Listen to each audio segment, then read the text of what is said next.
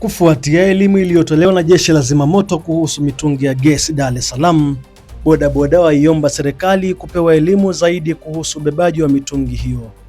Aidha, mitungi ya gesi ilionekana kubebwa katika gari maalumu kwa lengo la usalama, lakini imeonekana bodaboda wao hupokea oda kutoka kwa watu na wao hubeba mitungi hiyo bila elimu yoyote kuhusiana na usalama. Nao walikuwa na haya ya kuzungumza waliposema na vyombo vya habari. Kifupi ni kwamba sisi sote, mfano kama mimi nishabeba kwa mitungi ya gesi, lakini sasa hatujapewa angalizo lolote kwamba labda endapo imetokea labda pikipiki umedondoka nayo na ule mtungi ukadondoka, kitatokea kitu gani? Hapo bado hatujapewa hilo angalizo. Ushanifahamu?